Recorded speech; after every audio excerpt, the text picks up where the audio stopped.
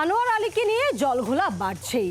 আজ মোহনবাগানের অনুরোধ অগ্রাহ্য করলেন তিনি। মোহনবাগানের জুনিয়র দলের সঙ্গে অনুশীলন করতে বলা হয়েছিল তাকে, কিন্তু তিনি অনুশীলনে যোগ দেননি।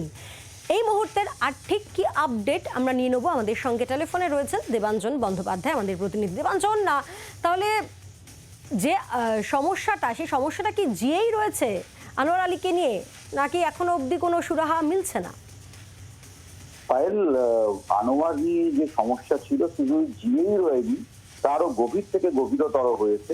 এবং এটা মোহনবাগানের অনুরোধ নয়, মোহনবাগানের নির্দেশ ছিল যে 19শে জুলাই তাকে কলকাতা লিগের যে দল যে অনুশীলন করছে সেখানে তাকে যোগ দিতে বলা হয়েছিল।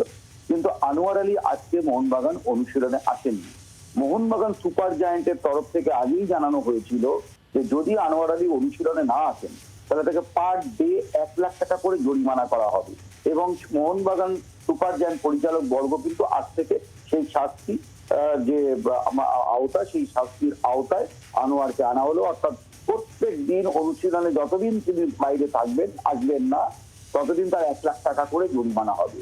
ইতিমধ্যে দিল্লির থেকে সূত্রে খবর যে আনোয়ার আলী যে ক্লাবে খেলতেন, দিল্লি এফসি, সেই ক্লাবেও নাকি গত দিন যখন খেলতেন সেই সময় তাকে নাকি তার যে বেতন, সেই বেতন থেকে বহু টাকা তিনি কম পেয়েছেন। তাই নিয়েও একটা জটিলতা চলছে।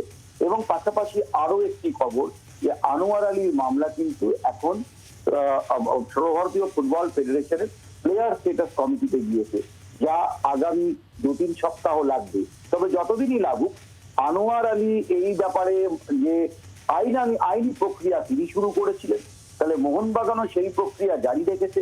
তার ফলে যতদিন এই মামলার মীমাংসা হচ্ছে, আনোয়ার আলীকে কিন্তু একটা দীর্ঘ সময় মাঠের বাইরেই থাকতে হবে। এর আগে আরো এক পাঞ্জাব কাপুত্তার সুখদেব সিং, তাকেও ঠিক এই ধরনের ভোগান্তি পোহাতে হয়েছিল। আনোয়ার আলীর ফুটবল ভবিষ্যৎ কিন্তু প্রায় সেই পথেই হাঁটতে চলেছে। পায়েল।